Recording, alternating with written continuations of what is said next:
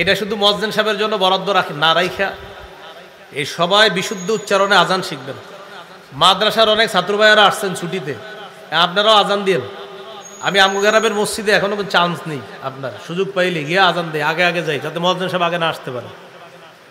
তো আজান দিতে হবে। হ্যাঁ, হাদিসে আসছে টানা 12 বছর কেউ আজান দিলে ওয়াজাবাত লাহুল জান্নাত, তার জন্য জান্নাত ওয়াজিব। তো এখন মুয়াজ্জিন সাহেবের সব ফজিলত দিয়ে দিব আমরা, আমাদের কি হবে? এজন্য আমরা সবাই মুয়াজ্জিন হতে হবে। তো 5 নাম্বার উপায় গুনাহ মাফের আজান দেওয়া। আবু দাউদের হাদিস 515 নম্বর হাদিস, قال رسول الله صلى الله عليه وسلم المؤذن يغفر له مدى صوته ويشهد له كل رطب ويابس। মুয়াজ্জিন সাহেবের আজানের আওয়াজ যেই পরিমাণ যায়, এই পরিমাণ দূরত্ব পর্যন্ত তার গুনাহসমূহ ক্ষমা করে দেওয়া হয়। উদ্দেশ্য হলো আপনার মানে দূরত্বের মিটার যত বেশি, তার গুনাহ মাফ করাটাও আল্লাহ তাআলা তত বেশি তার গুনাহ মাফ করবে। তাহলে 5 নাম্বার আজান দেওয়া। মুয়াজ্জিনের আজানের আওয়াজ আশেপাশের ভিজা শুষ্ক যারাই মুয়াজ্জিনের আজান শুনবে, ভিজা হোক শুষ্ক হোক, যত কিছু মুয়াজ্জিনের আজান শুনবে, মানুষ তো আছে, মানুষ ছাড়া ভিজা শুষ্ক যারাই মুয়াজ্জিনের আজান শুনবে, কিয়ামতের ময়দানে মুয়াজ্জিনের পক্ষে আল্লাহর কাছে সে সাক্ষী দিবে। তো আজান দিব তো ইনশাআল্লাহ সবাই, ইমাম সাহেবও আজান দিব, খতিব সাহেবও আজান দিব, মুয়াদ্দিস সাহেবও আজান দিব, ছাত্র ভাইরা আজান দিব, মুরব্বী আজান দিব, ছোট বড় সকলে ইনশাআল্লাহ বিশুদ্ধ উচ্চারণে আজান শিখে আজানের মাধ্যমে আমাদের গুনাহগুলা মাফ করার চেষ্টা করব। আল্লাহ তৌফিক দান করেন। তাহলে 5 নাম্বার আজান দেওয়া। গুনাহ মাফের 6 নাম্বার উপায় 2 রাকাত নামাজ পড়া। কয় রাকাত? এখন এই আমলটা আপনারা আগামী বছর করবেন নাকি? তুই যে আমরা ওয়াজে সুবহানাল্লাহ বলি কিন্তু আমল করি না। 2 রাকাত নামাজটা আজকেই পড়বেন নিয়তে। এটা এশার নামাজ আজকে পড়বেন, এশার পরে হতে পারে, অথবা এশার পরে হয়তো মাহফিল তাড়াতাড়ি শুরু হবে, তাড়াতাড়ি মাহফিলে চলে আসবেন। বাস আজকে বাসায় গিয়ে আমাদের আইবি সাহেব হুজুর মুনাজাত দেওয়ার পর যখন বাসায় যাবেন ইনশাআল্লাহ, যাওয়ার পরে আজকে আপনি আমলটা করবেন যে আল্লাহ আমার জীবনের তো গুনাহ কম নাই, রমজান দিলেন আল্লাহ গুনাহ মাফের জন্য, আমি তো গুনাহ মাফ হইতে পারছি কিনা, গুনাহ মুক্ত হতে পারলাম কিনা আল্লাহ আমি তো জানি না মাবুদ। আজকে ওয়াজ শুনছি 2 রাকাত নামাজ পড়া গুনাহ মাফের জন্য, আল্লাহ আমি এই নিয়তে আজকে 2 রাকাত নামাজ পড়তেছি। আপনি 2 রাকাত নামাজ পড়েন, নবীজি বলেছেন নামাজ শেষ গুনাহ শেষ। আবু দাউদের হাদিস 1521 নম্বর হাদিস। এই হাদিসের মধ্যে আছে قال رسول الله صلى الله عليه وسلم ما من عبد يذنب ذنبا فيحسن الطهور فيقوم فيصلي ركعتين إلا غفر الله له ذنبا। কোন ব্যক্তির গুনাহ হয়ে গেছে, গুনাহ হওয়ার পর ভালোভাবে পবিত্রতা অর্জন করছে, পবিত্রতা অর্জন করার পর নামাজে দাঁড়াইছে, 2 রাকাত নামাজ পড়ছে, ফায়ুসাল্লি রাকাতাইন 2 রাকাত নামাজ পড়ছে। রাসূলুল্লাহ সাল্লাল্লাহু আলাইহি সাল্লাম বলেন একনিষ্ঠ ভাবে তার 2 রাকাত নামাজ শেষ, ইল্লা গফারাল্লাহু যামবা, তার গুনাহ আল্লাহ মাফ করে দিয়েছে। তাহলে আজকে যে সুবহানাল্লাহ পড়লাম 2 রাকাত নামাজের ব্যাপারে আমল কবে? আজকে চেষ্টা করা ইনশাআল্লাহ, বলেন ইনশাআল্লাহ। এই গেল 6 নাম্বার গুনাহ মাফের উপায়, 2 রাকাত নামাজ পড়া। 7 নাম্বার উপায় 5 ওয়াক্ত ফরজ নামাজ নিয়মিত পড়া। 5 ওয়াক্ত ফরজ নামাজ নিয়মিত পড়া। সহিহ বুখারীর বর্ণনা 526 নম্বর হাদিস। এক ব্যক্তি রাসূলুল্লাহ সাল্লাল্লাহু আলাইহি সাল্লামের কাছে আসছে, আসার পর নবীজিরে একটা গুনাহের ব্যাপারে বলছে, হুজুর আমার এই সমস্যা। এখান থেকে একটা বিষয় মনে রাখবো আমরা, গুনাহ কখনো হয়ে গেলে কাউকে না বলা, বলেন প্রয়োজনে, সবাই বলেন প্রয়োজনে, যার সাথে আত্মশুদ্ধির সম্পর্ক তার কাছে প্রয়োজনে গুনাহ প্রকাশ করার অনুমতি আছে। গুনাহ প্রকাশ করব না, প্রথম কথা হলো গুনাহ প্রকাশ করব না। যার সাথে আপনার ইসলাহি সম্পর্ক, আত্মশুদ্ধির সম্পর্ক, শুধু তাকে পার্সোনাল বলতে পারবেন, সবাইকে না, এলাকায় বলে বেড়াবেন না। বুখারীর বর্ণনায় আসছে কুল্লু উম্মতি মুআফা ইল্লাল মুজাহিরিনা, আমার উম্মতের সকলকে আল্লাহ মাফ করে দিবে, শুধু তাদেরকে মাফ করবে না যারা গুনাহ প্রকাশ করে, যারা গুনাহ কি করে দেয়? প্রকাশ করে দেয়। তো নবীজি বলেন গুনাহ কিভাবে প্রকাশ করে? আমার উম্মত, কিছু কিছু উম্মত এত বোকামি করে, রাতের বেলা একটা গুনাহ করে, গুনাহ করার পর ফায়ুসবিহু সকাল হয়, ওয়াকাদ সাতারাহুল্লাহ আল্লাহ তার গুনাহটা গোপন রাখছে। ও রাতে একটা গুনাহ করে ফেলছে, গুনাহটা আল্লাহ গোপন রাখছে। সকালবেলা বন্ধুদের সাথে দেখা হওয়ার পর বলে, দোস্ত কি খবর? ভালো।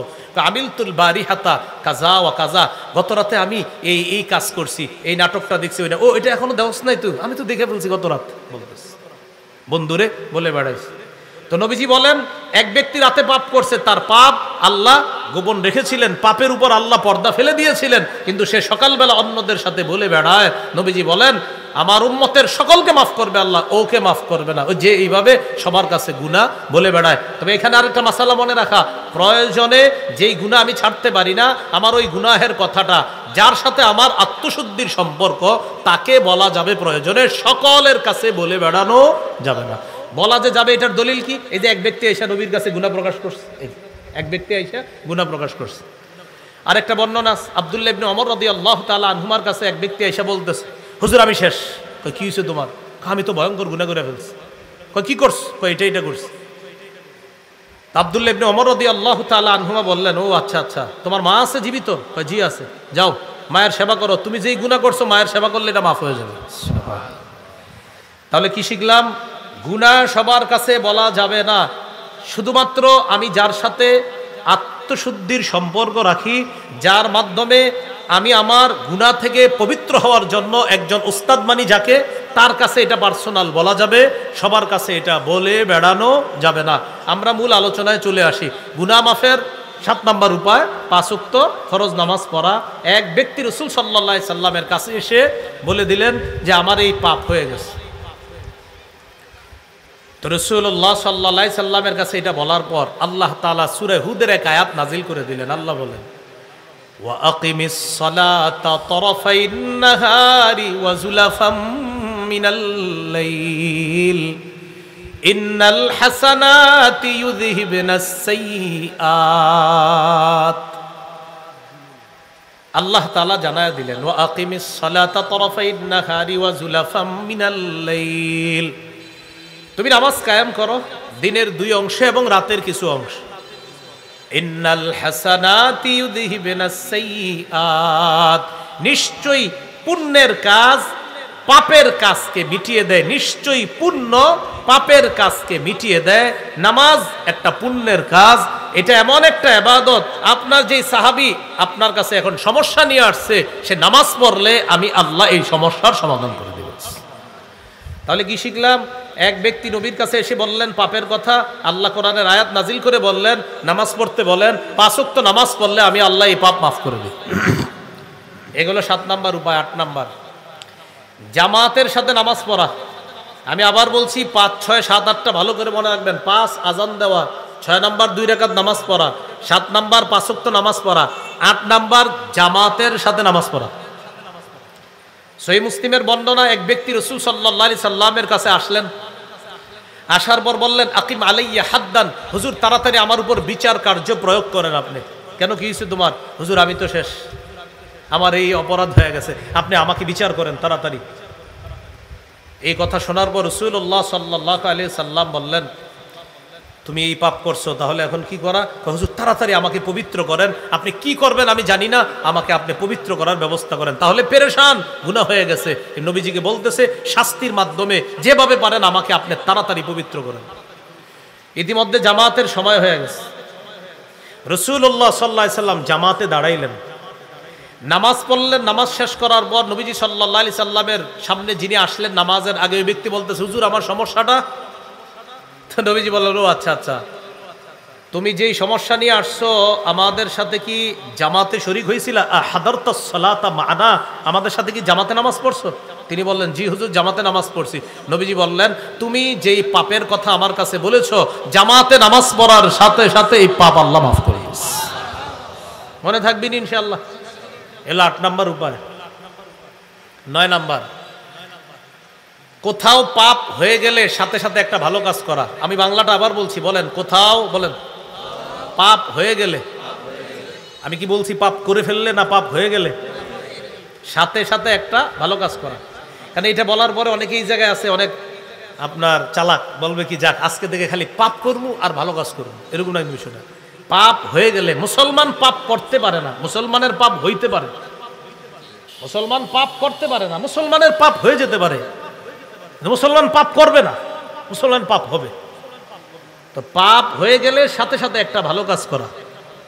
তিরমিজির হাদিস, রাসূলুল্লাহ সাল্লাল্লাহু আলাইহি সাল্লামের সাহাবী আবু যর গিফারি রাদিয়াল্লাহু তাআলা আনহু বর্ণনা, 1587 নম্বর হাদিস। তিনি বলেন, ক্বালা লি রাসূলুল্লাহ সাল্লাল্লাহু আলাইহি ওয়াসাল্লাম ইয়া আবা যাররিন ইত্তাকিল্লাহা হাইসুমা কুনতা ওয়া আতবি'is সাইয়্যাতাল হাসানাতা তামহুহা ওয়া খালিকিন নাসা বিহুসনিন খুলুকিন।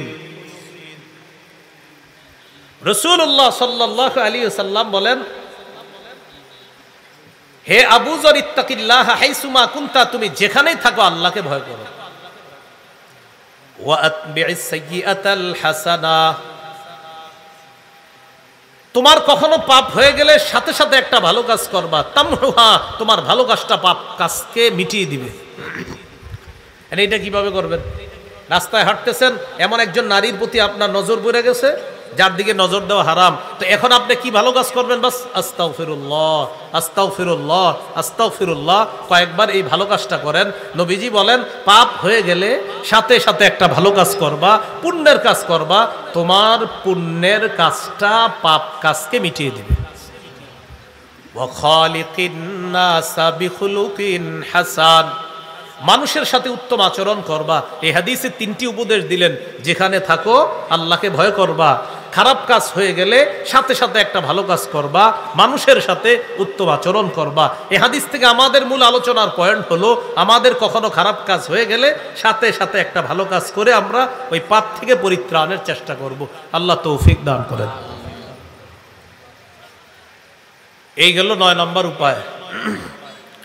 10 নম্বর, জিকিরের মজলিসে বসা। আমরা কি মজলিসে বসা? এটা জিকির।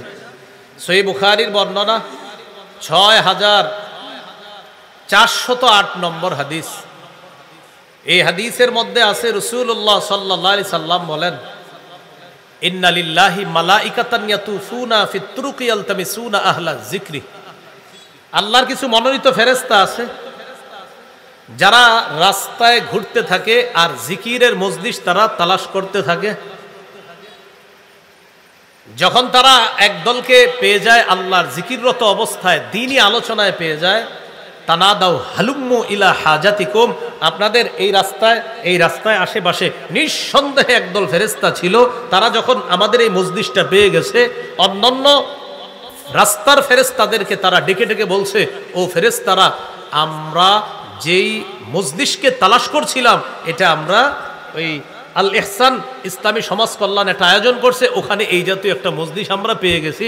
তখন আশেপাশের ফেরেশতারা সবাই নিঃসন্দেহে এই মুহূর্তে আমার আপনার পুরা মজলিসটাকে ঘেরাও করে আল্লাহর আসমান পর্যন্ত পৌঁছে গেছে। এই মুহূর্তে আমরা ফেরেশতাদের বেষ্টনীর মধ্যে আছি। সুবহানাল্লাহ। তো আল্লাহ তাআলা ফেরেশতাদেরকে বলে, কাইফা তারাকতুম ইবাদি, আমার বান্দাদেরকে কি অবস্থায় রেখে আসলাম? মাজা ইয়াকুলুনা, আমার বান্দারা কি বলে একটু বলো তো। ফেরেশতারা বলে, ইউসাব্বিহুনাকা ওয়া ইউমাজ্জিদুনাকা ওয়া ইয়াহমাদুনাকা ওয়া ইউকাব্বিরুনাকা, তারা সুবহানাল্লাহ পড়ে, তারা আলহামদুলিল্লাহ পড়ে, তারা আল্লাহু আকবার পড়ে, তারা আপনার বরত্ব বর্ণনা করে। বলেন, এখানে বসে আমরা সুবহানাল্লাহ পড়ছি না, আলহামদুলিল্লাহ পড়ছি না, আল্লাহু আকবার বলতেছি না?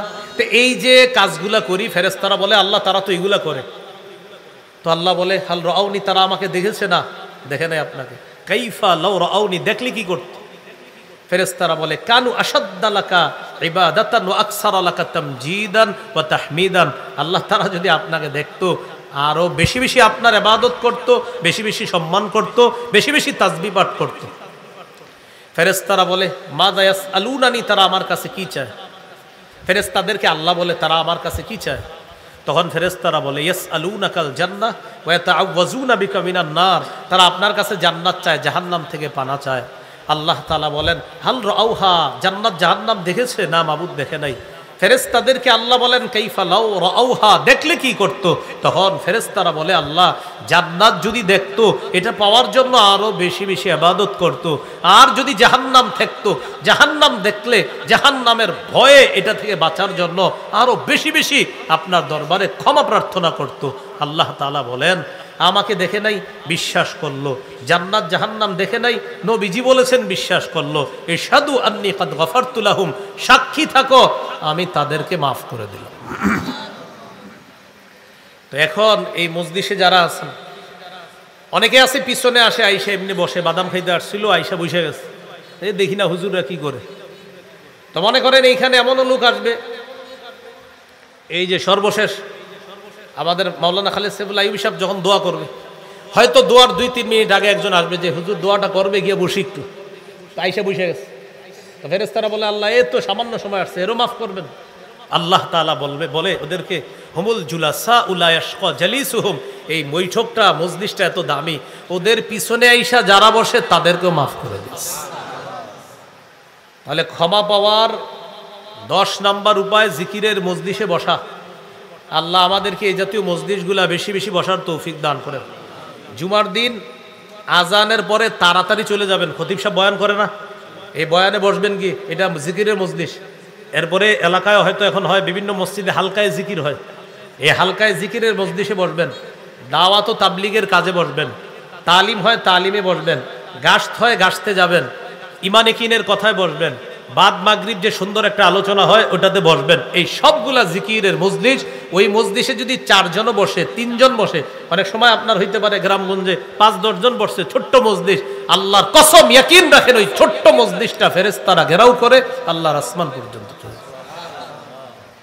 এই গেল 10 নাম্বার উপায়। 11 নাম্বার উপায় সর্বশেষ, গুনাহ মাফের 11 নাম্বার উপায় হলো জিকির করা। কি করা? চলেন একটু জিকির করি। সুবহানাল্লাহ, আলহামদুলিল্লাহ, লা ইলাহা ইল্লাল্লাহ, আল্লাহু আকবার। বলেন আল্লাহর কাছে 4টি বাক্য সবচেয়ে পছন্দের, সুবহানাল্লাহ, আলহামদুলিল্লাহ, লা ইলাহা ইল্লাল্লাহ,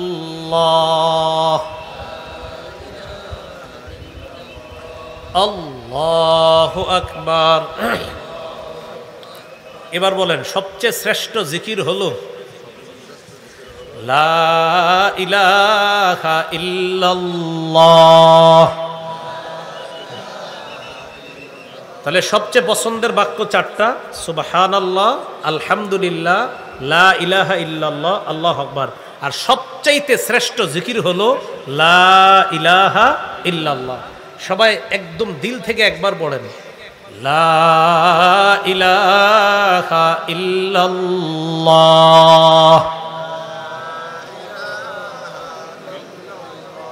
পড়ছেননি? না হয় নাই মনে হয়, আবার সুন্দর করে সবাই, লা ইলাহা ইল্লাল্লাহ। তিরমিজির হাদিস 3592 নম্বর হাদিস, মা কাল আব্দুন কত্তু লা ইলাহা ইল্লাল্লাহ খালিসান মুখলিসা ইল্লা ফুতিহাত লাহু আবওয়াবুস সামা হাত্তা তুফজিয়া ইলাল আরশ। একবার যদি কেউ ইখলাসের সাথে লা ইলাহা ইল্লাল্লাহ পড়ে, আসমানের সবগুলা দরজা খুলে দেওয়া হয়, তার লা ইলাহা ইল্লাল্লাহ যেন আরশ পর্যন্ত পৌঁছে যায়। তো পড়বেন নি ইনশাআল্লাহ বেশি বেশি। তাহলে হলো জিকির করা। 5 ওয়াক্ত ফরজ নামাজের পর পড়বো, বলেন 33 বার, বলেন সুবহানাল্লাহ 33 বার, আলহামদুলিল্লাহ 33 বার, আল্লাহু আকবার। বলেন 3 33 99, কত হলো? বলেন এবার 100তম বারে পড়ব লা ইলাহা ইল্লাল্লাহু ওয়াহদাহু লা শারীকা লাহ লাহুল মুলকু ওয়া লাহুল হামদু ওয়া হুয়া আলা কুল্লি শাইইন কাদির।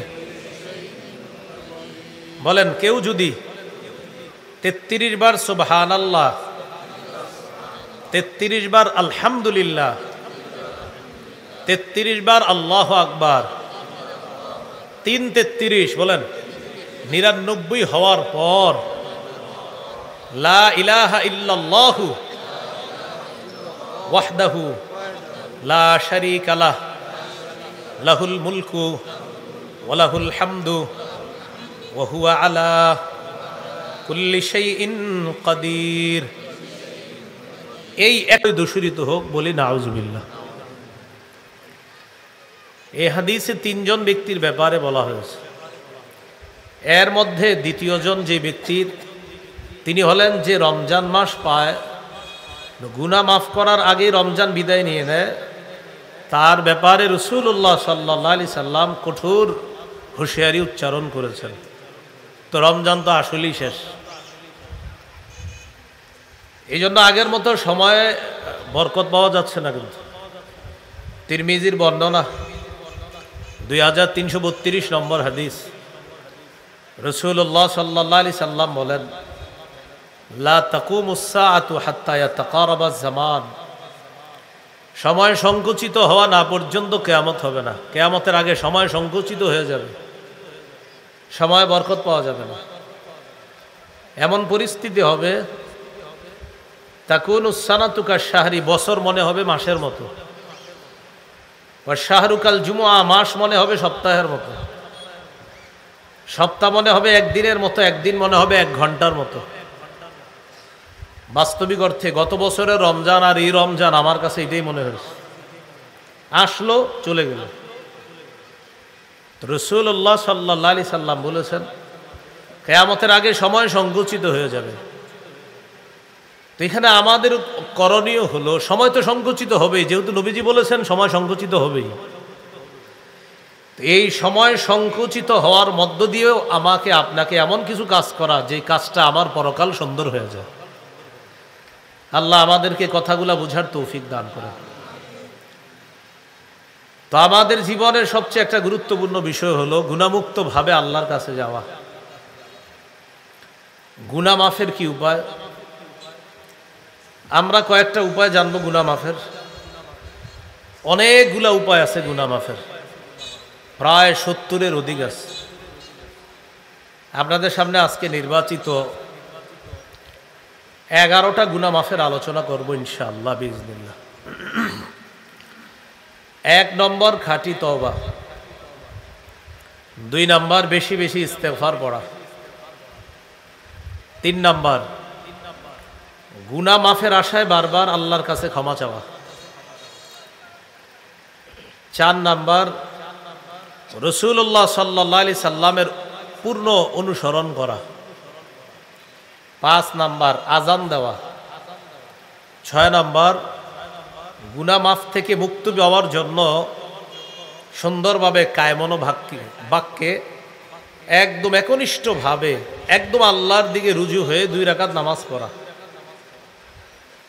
7 নম্বর দৈনিক 5 ওয়াক্ত নামাজ পড়া, 8 নম্বর জামাতে নামাজ পড়া, 5, 6, 7, 8 আবার বলছি দেখেন, 5 নম্বর আযান দেওয়া, 6 নম্বর 2 রাকাত নামাজ পড়া গুনাহ মাফের জন্য, এই নিয়তে 2 রাকাত নামাজ পড়া, 7 নম্বর 5 ওয়াক্ত নামাজ পড়া, 8 নম্বর জামাতের সাথে নামাজ পড়া, 9 নম্বর কখনো গুনাহ হয়ে গেলে সাথে সাথে একটা ভালো কাজ করা, 10 নম্বর জিকিরের মজলিসে বসা, এই যে মজলিসে বসছেন এটা জিকিরের মজলিস, 11 নম্বর জিকির করা। এই 11টা উপায় আমরা জানব, একটু মন দিয়ে শুনি আমরা। 1 নম্বর উপায় হলো তওবা করা। সূরা তাহরিমের 8 নম্বর আয়াত, 28 পারা 20 নম্বর পৃষ্ঠা। এই আয়াতে আল্লাহ তাআলা বলেন, ইয়া আইয়ুহাল্লাযীনা আমানু তুবু ইলাল্লাহি তাওবাতান নাসুহা, হে ঈমানদারগণ তোমরা আল্লাহর কাছে একনিষ্ঠ তওবা করো, খাঁটি তওবা। এতে কি লাভ?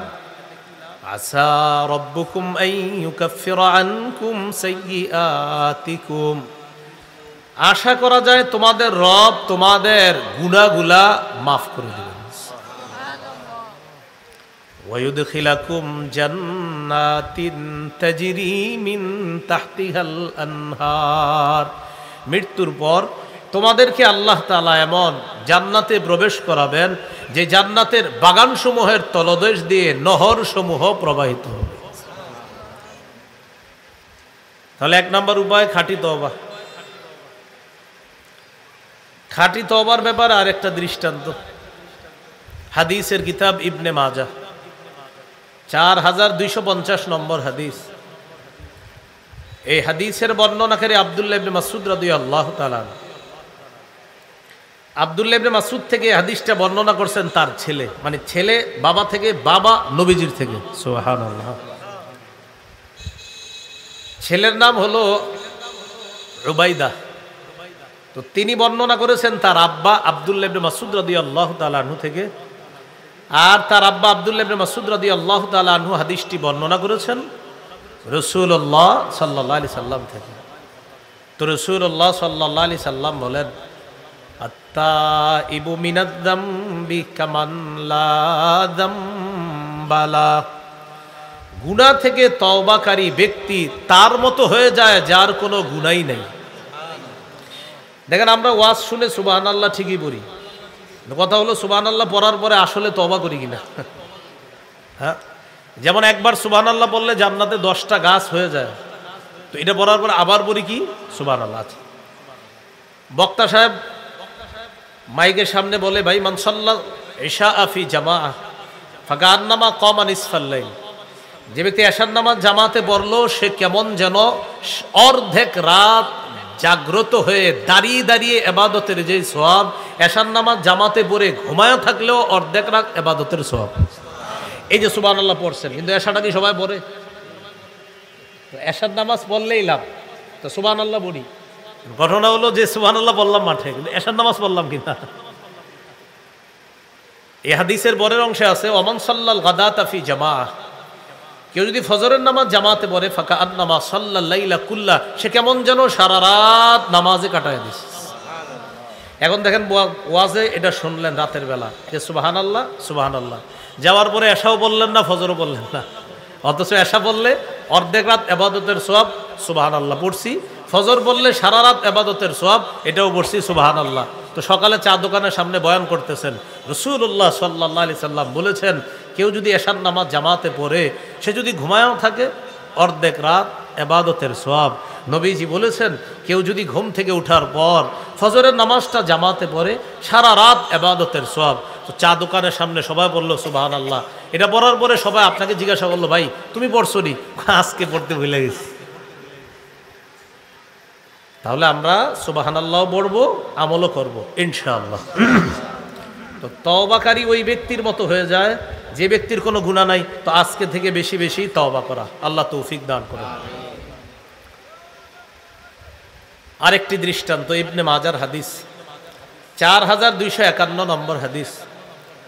এই হাদিসের বর্ণনাকারী আনাস ইবনু মালিক রাদিয়াল্লাহু তাআলা তিনি বলেন, قال رسول الله صلى الله عليه وسلم كل بني آدم خطاء وخير الخطائين التوابون। রাসূলুল্লাহ সাল্লাল্লাহু আলাইহি সাল্লাম বলেন, আদম সন্তান কম বেশি সবারই পাপ হয়, গুনাহ হয়। এখানে আমরা যারা আছি আমাদের সবারই কম বেশি গুনাহ হয়ে যায়। রাসূলুল্লাহ সাল্লাল্লাহু আলাইহি সাল্লাম বলেন, ওয়া খায়রুল খাত্তাইনা তাওয়াবুনা, এই পাপীদের মধ্যে তারাই উত্তম যাদের পাপ হয়ে যাওয়ার পর তওবা করে, ওই তওবাকারীদেরকে আমি নবী সর্বোত্তম বলে ঘোষণা করলাম। কি শিখলাম হাদিস থেকে? পাপ কম বেশি আমাদের হয়, তো আমাদের মাঝে তাহলে ভালো কে? নবী বলেন যে তওবা করে। সুবহানাল্লাহ। পাপ হয়, তাহলে হুজুর আমরা সব পাপী, তো ভালো কে? নবীজি বলেন পাপের পর যে তওবা করে সে ভালো। তাহলে পাপ হয়ে যায়, এই পাপীদের মাঝে তারা উত্তম যারা তওবা করে। আর একটা দৃষ্টান্ত ইবনে মাজার 4253 নম্বর হাদিস। এই হাদিসের বর্ণনাকারী আব্দুল্লাহ ইবনে আমর রাদিয়াল্লাহু তাআলা আনহুমা তিনি বলেন, قال رسول الله صلى الله عليه وسلم ইন্নাল্লাহা লা ইয়াকবালু তাওবাতাল আবদি মা লাম ইউগারগির। আল্লাহ তাআলা বান্দার তওবা ততক্ষণ কবুল করেন যতক্ষণ তার প্রাণ কণ্ঠাগত না হয়। মৃত্যুর আগ পর্যন্ত বান্দার তওবা আল্লাহ কবুল করতে থাকেন। সহিহ মুসলিমের বর্ণনা, রাসূলুল্লাহ সাল্লাল্লাহু আলাইহি ওয়াসাল্লাম বলেন, ইন্নাল্লাহা ইয়াবসুতু ইয়াদাহু বিল-লাইল লিয়াতুবা মুসিউন নাহার ওয়া ইয়াবসুতু ইয়াদাহু বিন-নাহার লিয়াতুবা মুসিউল লাইল। সহিহ মুসলিমের 2564 নম্বর হাদিস। মাদ্রাসার পাঠ্যপুস্তক অনুসারে রাসূলুল্লাহ সাল্লাল্লাহু আলাইহি সাল্লাম বলেন, আল্লাহ তাআলা দিনের বেলা ক্ষমার হাত প্রসারিত করে রাখেন। রাতের তওবাকারী যারা, রাতে যারা পাপ করে, এই পাপীদের তওবাগুলা কবুল করার জন্য দিনের বেলা আল্লাহ তাআলা ক্ষমার হাত প্রসারিত করেন, রাতে আল্লাহ ক্ষমার হাত প্রসারিত করেন দিনের পাপীদের তওবা কবুল করার জন্য। পুরো হাদিসটা মিলান, 24টা ঘন্টা রব বান্দাকে ক্ষমা করতে চায়। তিরমিজির হাদিস, 3538 নম্বর হাদিস। এই হাদিসটা তিরমিজিতে ছোট্ট করে আসছে, বুখারী মুসলিমে অনেক বড় করে আসছে। এক ব্যক্তি সফরে বের হইছে, তার সাথে বাহন আছে, বাহনের মধ্যে খানা আছে, পানি আছে, সফরের সরঞ্জামাদি আছে বাহনের মধ্যে। তো ওই ব্যক্তি সফর করে রওনা করছে। এক জায়গায় গিয়ে তার ক্লান্তি এসেছে। ক্লান্তি দূর করার পর সফর বিরতি দিলেন। সফর বিরতি দেওয়ার পর ওই ব্যক্তির চোখে একটু ঘুম ঘুম ভাব আসছে, তন্দ্রা আসছে, নিদ্রা আসছে। তখন তিনি সফর বিরতি দিলেন। সফর বিরতি দেওয়ার পর তার চোখে ঘুম আইসা গেছে, তিনি ঘুমায়া গেলেন। তো উনি যখন ঘুম থেকে জাগ্রত হলেন, জাগ্রত হওয়ার পর দেখে তার যে বাহনটা আছে ওই বাহনটা হারিয়ে গেছে। তো বাহন চলে যাওয়ার অর্থ হলো তার বাহনের মধ্যে যে খানা পানি ইত্যাদি ছিল এগুলাও হারায় গেছে। এখন আপনারা একটু বলেন তো, সফরে বের হলেন, হঠাৎ ঘুম আসছে, উইঠা দেখেন আপনার সফরের সমস্ত সরঞ্জামাদি হারিয়ে গেছে, কি পরিমাণ পেরেশান হবে। ওই ব্যক্তিও পেরেশান হয়ে গেলেন, চিন্তা করতে লাগলেন আমি এখন কি করব। উনি সিদ্ধান্ত নিতে খুব পেরেশান হয়ে গেলেন, আমি কি সফরের বাকি পথ অতিক্রম করব নাকি আবার বাড়িতে ফিরে যাব। টেনশন করার পর উনি এই সিদ্ধান্তে বসলেন, আমি যদি সফরের বাকি পথটা সমাপ্ত করতে চাই, ওই পরিমাণ সফর করার জন্য যেই পরিমাণ আমার সরঞ্জাম প্রয়োজন, এই পরিমাণ সরঞ্জাম আমার কাছে এখন নাই। খানা দরকার, পানি দরকার, মোটামুটি পথ চলার জন্য কিছু খরচ দরকার, এইগুলা কিছুই নাই আমার কাছে। সিদ্ধান্ত নিলেন বাকি পথ সফর করা সম্ভব না। রয়ে গেল আরেকটা সিদ্ধান্ত নেওয়ার অপেক্ষা, সেটা হলো তাহলে বাড়িতে ফিরে যাই। চিন্তা করলেন বাড়িতে ফিরে যাইতে এই জায়গায়ও আমার খানা লাগবে, পানি লাগবে, টাকা পয়সা লাগবে, বাড়িতে ফিরে যাওয়া সম্ভব না, অতএব এখানেই বসে থাকি। তাহলে উনি সফর বিরতি দিয়ে ওখানে বসে রইলেন। আবার ঘুম আইসা গেছে, নিয়ত হইল যদি মারা যায় এখানেই মারা যাবো, বাস আমি এখানে মৃত্যুবরণ করতে হবে, এছাড়া উপায় নাই, বাড়িতে ফিরে যাওয়া সম্ভব না, সফরের বাকি পথ অতিক্রম করা সম্ভব না। এই বলে উনি আবার বৈশা রইছে, ঘুমায় গেছে। হঠাৎ উনি ঘুম থেকে জাগ্রত হয়েছে, চোখ খুলছে, খোলার পর দেখে তার বাহন খানা পানি সহ আবার তার সামনে উপস্থিত হয়ে গেছে। কি পরিমাণ খুশি হবে। হাদিসে আসছে রাসূলুল্লাহ সাল্লাল্লাহু আলাইহি সাল্লাম বলেন, ওই ব্যক্তি এত পরিমাণ খুশি হয়, খুশির অতি সহ্যে ওই ব্যক্তি আল্লাহকে বলে আল্লাহুম্মা আনতা আবদি ওয়া আনা রব্বুকা।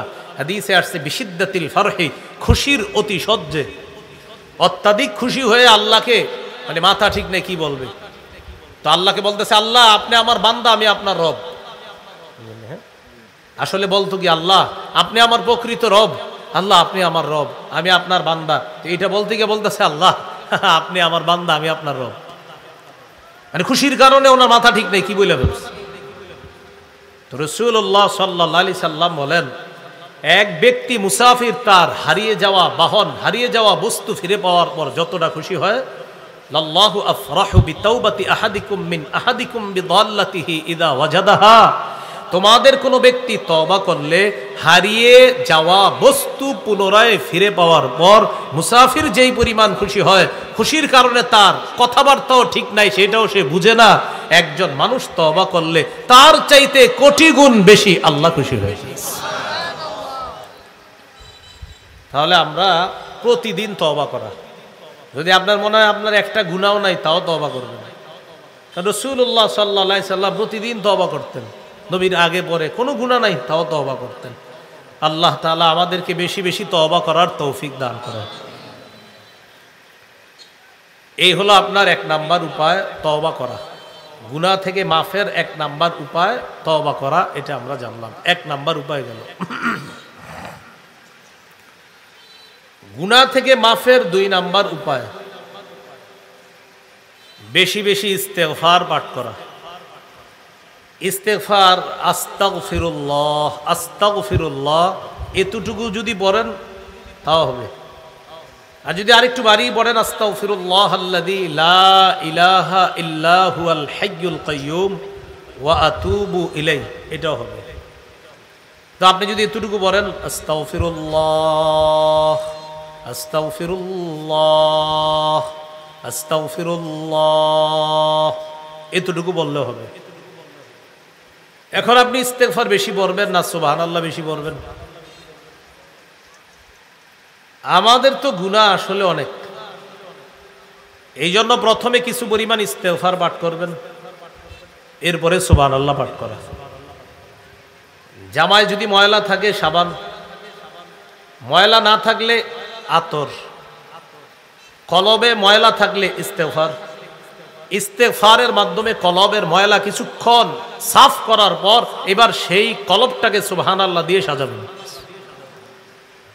তাহলে কাপড়ে ময়লা থাকলে সাবান, কলবে ময়লা থাকলে ইস্তেগফার, কাপড় পরিষ্কার থাকলে আতর। ইস্তেগফারের মাধ্যমে কলব পরিষ্কার করার পর সুবহানাল্লাহ দিয়ে সেই কলবকে সাজাবে।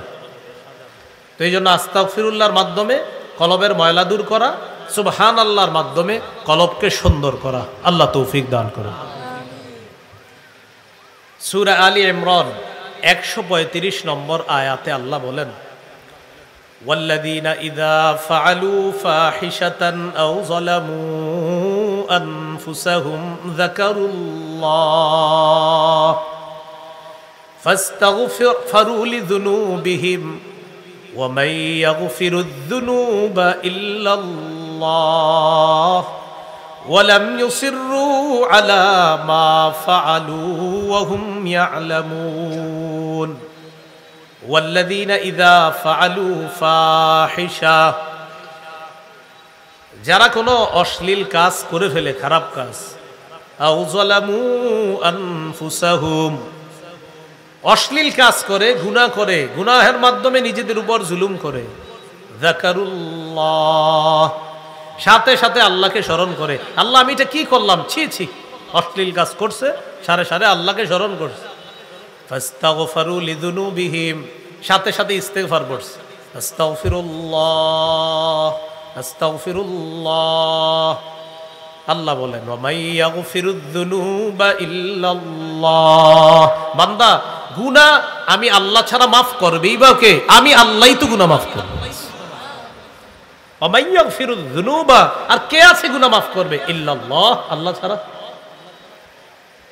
ওয়া লাম ইউসিররু আলা মা ফাআলু ওয়া হুম ইয়ালামুন, জেনে বুঝে এই গুনাহ বারবার করে না। তাহলে চারটা কথা এখানে দেখেন।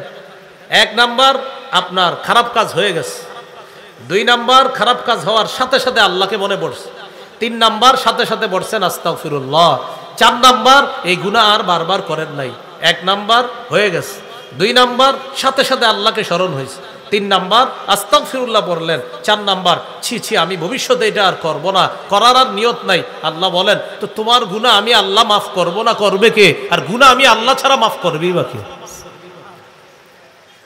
তাহলে খুব সুন্দর একটা জিনিস শিখলাম, আমাদের চলতে পড়তে গুনাহ হয়ে যেতে পারে, সাথে সাথে আস্তাগফিরুল্লাহ, আমি কি করলাম, গুনাহ হবে, আল্লাহকে স্মরণ করেন, ছি এটা আমি কি করলাম, আস্তাগফিরুল্লাহ পড়া আর দৃঢ় প্রতিজ্ঞা রাখা যে এটা আমি বারবার করব না।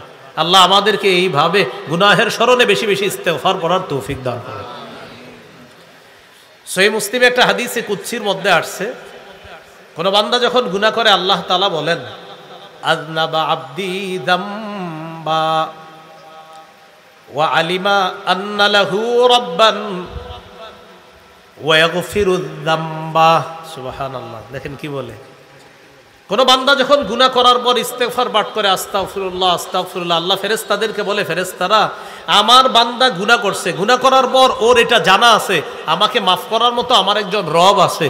আমার বান্দা গুনাহ করার পর ও এটা বিশ্বাস করে যে আমাকে মাফ করার মতো আমার একজন রব আছে, এইভাবে ও আমাকে এইভাবে রব মনে করে আমার কাছে ক্ষমা চায়।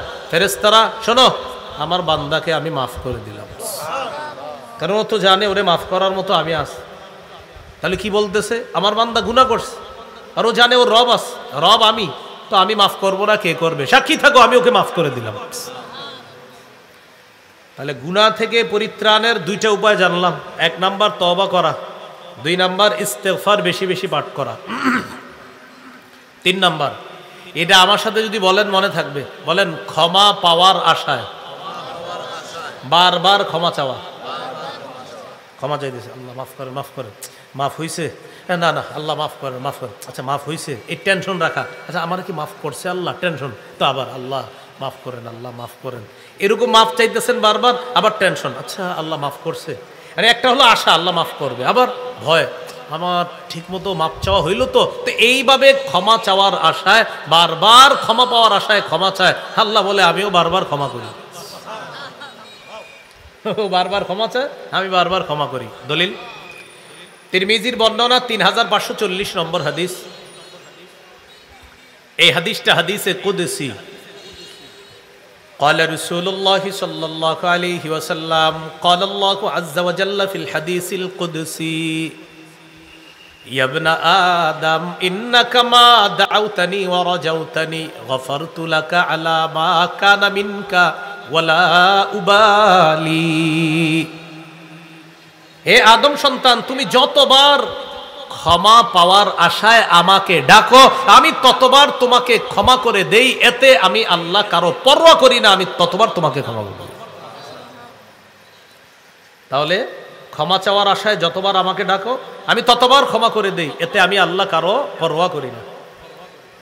এরপরে আল্লাহ বলেন, ইয়া ইবনা আদম লাউ বালাগাত যুনুবুকা আনানাস সামা সুম্মা আস্তাগফারতানি গফারতু লাকা আলা মা কানা মিনকা ওয়ালা উবালি। হে আদম সন্তান, তোমার পাপ যদি আকাশের চূড়ায় গিয়ে পৌঁছে যায়, টেনশনে পড়ে গেলা, এত পরিমাণ গুনাহ আমার, আল্লাহ কি হবে আমার। আল্লাহ তাআলা বলেন, তুমি এই পরিমাণ গুনাহ মাফের জন্য আমার কাছে কায়মনোবাক্যে ক্ষমা চেয়েছো, আমি আল্লাহ এই পরিমাণ গুনাহ মাফ করে দিতে কারো পরোয়া করি না, আমি এই পরিমাণ গুনাহ মাফ করে দিই। এরপরে আল্লাহ বলেন, ইয়া ইবনা আদম, হে আদম সন্তান, ইন্নাকা লাউ আতাইতানি বিকরাবিল আরদি খাতায়ায়া সুম্মা লাকিতানি লা তুশরিকু বি শাইআ গফারতু লাকা আলা মা কানা মিনকা ওয়ালা উবালি ওয়া ফি রিওয়ায়া লা আতাইতুকা বিকরাবিহা মাগফিরাতান। হে আদম সন্তান, তুমি যদি দুনিয়ার রাশি রাশি বালু পরিমাণ গুনাহ নিয়ে আমার কাছে উপস্থিত হও, শুধু একটা শর্ত, তোমার গুনাহের মধ্যে কোনো শিরিক নাই। শিরিক ছাড়া আরো অনেক গুনাহ আছে, তো শিরিকের গুনাহ তোমার গুনাহের ওই লিস্টের মধ্যে নাই, আমার কাছে এই বালু পরিমাণ গুনাহ নিয়ে তুমি আসছো, আমি আল্লাহ এই বালু পরিমাণ ক্ষমা নিয়ে তোমাকে ক্ষমা করে দিই। তাহলে গুনাহ বালু পরিমাণ, ক্ষমাও বালু পরিমাণ, শর্ত শিরিক করা যাবে না।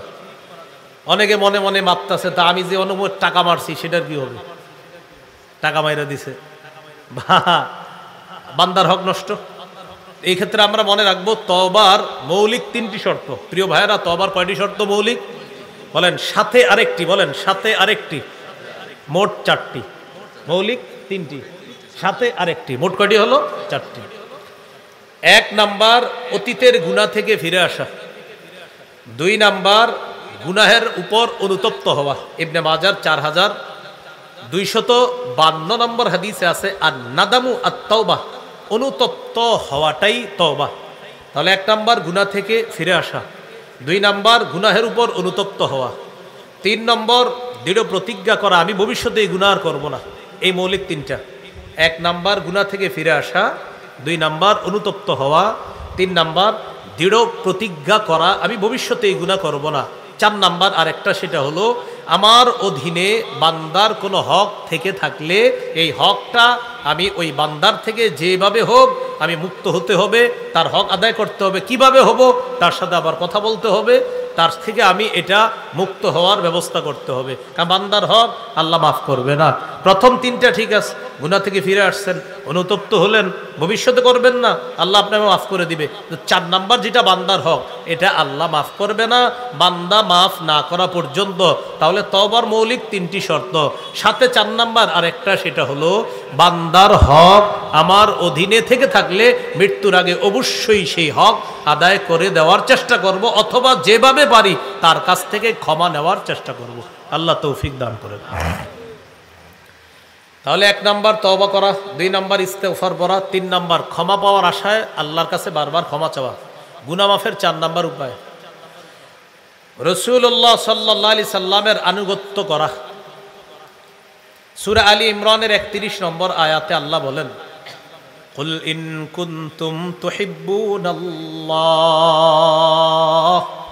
ফাত্তাবিউনি ইউহিব্বুকুমুল্লাহ ওয়া ইয়াগফির লাকুম যুনুবাকুম ওয়াল্লাহু গফুরুর রহিম। নবী আপনি বলেন, যদি তোমরা আল্লাহকে ভালোবাসো, আল্লাহকে ভালোবাসতে চাই সবাই, ফাত্তাবিউনি, তাহলে আমি নবীর অনুসরণ করো। আমরা যারা আল্লাহকে ভালোবাসতে চাই, আল্লাহ বলেন নবী আপনি বলে দেন তারা যেন আপনার অনুসরণ করে। ইউহিব্বুকুমুল্লাহ, আপনাকে যদি আপনার উম্মত অনুসরণ করে, এদেরকে বলে দেন ইউহিব্বুকুমুল্লাহ, আল্লাহ তোমাদেরকে ভালোবাসবেন। ওয়া ইয়াগফির লাকুম যুনুবাকুম, তোমাদের গুনাহ সমূহ আল্লাহ ক্ষমা করে দিবেন। এখন রাসূলুল্লাহ সাল্লাল্লাহু আলাইহি সাল্লাম কি দুনিয়াতে আছেন? নাই। তাহলে নবীজিকে আনুগত্য করব কিভাবে? রাসূলুল্লাহ সাল্লাল্লাহু আলাইহি সাল্লামের সুন্নাহ অনুসরণ করা, নবীজি সাল্লাল্লাহু আলাইহি সাল্লামের সুন্নাহ আমাদের জীবনে বাস্তবায়ন করা। আমরা এইভাবে আল্লাহ রসুলের আনুগত্য করব। আল্লাহ তৌফিক দান করেন। প্রতিনিয়ত কিছু সুন্নত আছে, এই সুন্নতগুলো আদায় করা। মেসওয়াক করা, আজকে মাগরিবের আগে সবার মেসওয়াক করা উচিত ছিল মুসলমান হিসাবে। 5 ওয়াক্ত নামাজের আগে মেসওয়াক করা, ঘর থেকে বের হওয়ার সময় মেসওয়াক করা, সারা দুনিয়ার সমস্ত কাজকর্ম করার পর ঘরে ঢুকে সর্বপ্রথম মেসওয়াক করা, এই সুন্নাহ। জিহাদের ব্যাপারে কথা বলা, এটা সুন্নাহ। তরবারির গুনাগুন সম্পর্কে আলোচনা করা, এটাও সুন্নাহ। মুসলমানের পক্ষে কথা বলা, এগুলাও করা। ফিলিস্তিনের মুসলমানদের পক্ষে আলোচনা অব্যাহত রাখা, রাসূল সাল্লাল্লাহু আলাইহি সাল্লামের খাঁটি উম্মত হিসাবে এটা আমাদের প্রত্যেকের দায়িত্ব, কর্তব্য। চায়ের স্টলে, চায়ের আড্ডায়, পার্সোনাল বৈঠকে, ব্যাপকভাবে সমাজের সবার সাথে যখন বৈঠকে বসি আমরা, খুসুসি বৈঠক আর সর্বসাধারণের বৈঠক, সেটা ঘরোয়া বৈঠক হোক, সেটা বাহিরের বৈঠক হোক, 100 বার বলেন, কেউ যদি পড়ে সমুদ্রের ফেনা পরিমাণ গুনাহও যদি থাকে, আল্লাহ মাফ করে দেয়। পড়বেন নি? আর 34 বারে যেটা ওইটাও পারেন, 33 আর সুবহানাল্লাহ 33, আলহামদুলিল্লাহ 34 বার, আল্লাহু আকবার। বাকি এই আমলটা বেশি করবেন ঘুমের সময়। কখন? যখন ঘুমাবো তখন 33 বার সুবহানাল্লাহ, 33 বার আলহামদুলিল্লাহ, 34 বার আল্লাহু আকবার। এটা কখন পড়বো? সাধারণত ঘুমের সময়। আর 5 ওয়াক্ত নামাজের পরে 33 বার সুবহানাল্লাহ, 33 বার আলহামদুলিল্লাহ, 33 বার আল্লাহু আকবার। আর ওই যে 100তম বারে 3 33 99 হওয়ার পর লা ইলাহা ইল্লাল্লাহু ওয়াহদাহু লা শারীকা লাহু লাহুল মুলকু ওয়া লাহুল হামদু ওয়া হুয়া আলা কুল্লি শাইইন কাদির। আল ইহসান ইসলামী সমাজ কল্যাণ যারা, তাদেরকে আমি বলবো, এই সমাজ কল্যাণের সভাপতি সাহেবকে বলবো, আপনি আপনার উদ্যোগ নিয়ে প্রতিটা মসজিদে মসজিদে 5 ওয়াক্ত নামাজ পরবর্তী তাসবিহাত জিকিরগুলা আমরা একটা ফ্রি বিতরণ করা যায় কিনা ইনশাল্লাহ। তাহলে আল ইহসান ইসলামী সমাজ কল্যাণের তাদের কাছে আমার অনুরোধ থাকবে, এটা এই এলাকার প্রতিটা মসজিদে মসজিদে 5 ওয়াক্ত নামাজ পরবর্তী যে জিকিরগুলো আছে, তাসবিহগুলো আছে, আমরা একটা সুন্দর ব্যানারের মতো বানিয়ে এটা আমরা প্রত্যেকটা মসজিদে হাদিয়া দিয়ে দিব ইনশাআল্লাহ। প্রয়োজনে উজানি মাদ্রাসার মুহাদ্দিস সাহেবদের সাথে একটু বসে নেবেন, বসে জিকিরগুলার সুন্দর একটা চার্ট নিয়ে আমরা সুন্দরভাবে টানিয়ে দেওয়ার চেষ্টা করব। আল্লাহ এই খেদমতটা যেন এই পরিষদে যারা আছেন খুব দ্রুত যেন এই খেদমতটা আপনারা বাস্তবায়ন করতে পারেন, আল্লাহ তৌফিক দান করেন। তাহলে এই হলো 11 জিকির করা। এইভাবে আমরা গুনাহ থেকে মুক্ত থাকবো ইনশাআল্লাহ। সর্বশেষ আপনাদের কাছে কয়েকটা কথা। 1 নাম্বার, সবাই বলি একসাথে, বলেন, আজকে গোপন পাপ, প্রকাশ্য পাপ এই মুহূর্তে ছেড়ে দিলাম। নতুন করে পাপের কাছেও যাব না, পাপ কারো কাছে প্রকাশ করব না, পাপকে পাহাড়ের মতো মনে করব। 4টা কথা আমি বলি, এবার আপনারা শোনেন। 1 নাম্বার, আজকে এই মুহূর্তে প্রকাশ্য পাপ গোপন পাপ ছেড়ে দিব। 2 নাম্বার, নতুন করে প্রকাশ্য পাপ গোপন পাপের কাছে যাব না। 3 নাম্বার, পাপকে কারো কাছে প্রকাশ করব না। হ্যাঁ, একান্ত যদি প্রকাশ করতে হয়, ওই যে বলেছিলাম, আমার যার সাথে ভালো সম্পর্ক কোনো আলেম, তাকে আমি জানাতে পারবো এটা থেকে বাঁচার জন্য। 4 নাম্বার, যে কোনো ছোট থেকে ছোট পাপকে আমরা পাহাড়ের মতো মনে করব। আল্লাহ তাআলা এই আয়োজনকে কবুল করেন। নামাজের পর থেকে ইনশাল্লাহ, একদম নামাজের সাথে সাথে ইনশাল্লাহ আমাদের দাওয়াতি মেহমান যারা আছে তারা বসে যাবেন। ইতিমধ্যে অনেকে চলে আসছে। সুসংবাদ হলো হযরত মাওলানা খালেদ সাইফুল্লাহ আইয়ুবী দামাত বরকাতুহুম চলে এসেছেন, আলহামদুলিল্লাহ। মাওলানা শেখ হাসান জামিল সাহেব হুজুরও চলে এসেছেন, বলেন আলহামদুলিল্লাহ। তাহলে বাদ এসা হজরতের বয়ান, এর মানে হজরত তো উপস্থিত, তো তাড়াতাড়ি বয়ান শুরু হয়ে যাবে, আল্লাহ তৌফিক দাও। ও আচ্ছা, মিম্বরের আমানত আমার একটা সংকলন। আজকের আলোচনাটা পাবেন হলো 9 নম্বর খণ্ডের সর্বশেষ আলোচনা। আজকের যে আলোচনাটা এটাও পাবেন মিম্বরের আমানতের 9 নম্বর খণ্ডের শেষ আলোচনাটা। এই আজকের পুরো আলোচনাটা পাবেন। 1 থেকে 10 খণ্ড আছে, যাদের প্রয়োজন হয় আমি গাড়িতে যাওয়া পর্যন্ত যদি নিতে পারেন তাহলে যতটুকু সময় আছে এর মধ্যে সংগ্রহ করে নেবেন। 1 থেকে 10 খণ্ড চেষ্টা করবেন প্রতিটা খণ্ড নেওয়ার জন্য। প্রথম